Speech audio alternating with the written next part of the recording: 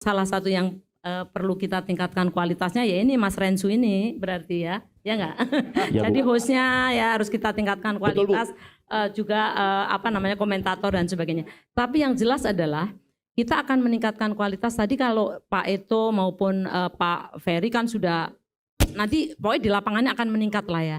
Nah berarti tayangan kita yang pertama udah pasti lebih kinclong karena kita penerimaan gambarnya udah digital. Kalau tahun-tahun sebelumnya kan kita belum digital nih. Nah sekarang udah digital, udah pasti kinclong. Satu, kedua nanti produksinya tadi seperti saya sampaikan.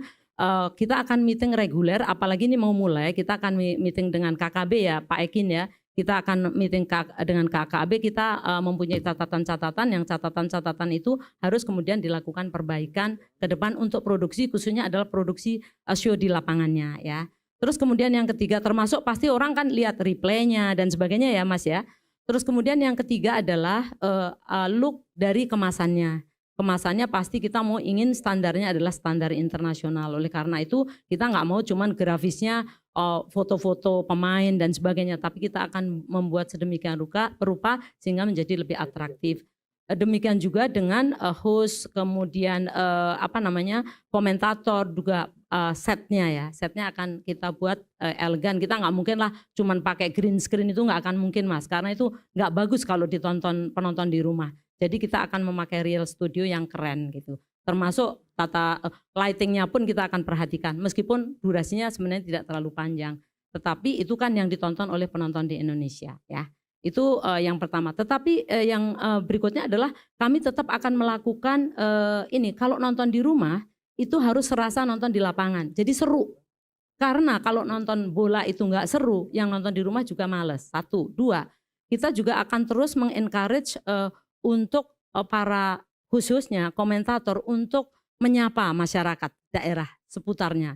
Karena itu juga penting banget ya, ketika misalnya Persija main, maka masyarakat Jakarta kita akan sapa. Demikian juga seluruh UMKM yang ada di situ kita akan sapa. Misalnya pedagang bakso ya Mas Renzu ya, pedagang bakso, pedagang apa kita akan sapa. Karena itulah bagaimana cara kita mendekatkan dengan entitas penonton bola yang ada di Indonesia. Nah, itu yang pertama tadi. Yang kedua adalah batasan-batasan pasti karena kita mempunyai right, apalagi kita juga punya right untuk tayang di OTT. Yang paling utama adalah banyaknya piracy. Jadi banyaknya yang kalau kita nayangin langsung pada nyolong itu Pak Ketum. Itu banyak sekali sampai kadang-kadang ratusan ribuan melalui sosmed semua mereka ikutan live. Ya pasti kita itu teman-teman video pasti akan ada di sini dan itu pasti sebenarnya kena kita bisa sue dan sebagainya. Jadi mungkin dalam hal ini juga kita ingatkan jangan melakukan hal seperti itu karena itu adalah against right yang kita miliki. Kemudian tentunya juga penggunaan highlight segala macam kan diatur ya. Nanti untuk news biasanya kita akan kasih berapa menit dari pertandingan dan sebagainya, kita akan berikan keleluasaan itu kepada media-media yang ada di Indonesia. Kira-kira itu ya Mas ya. Masih hafal kan saya pertanyaannya?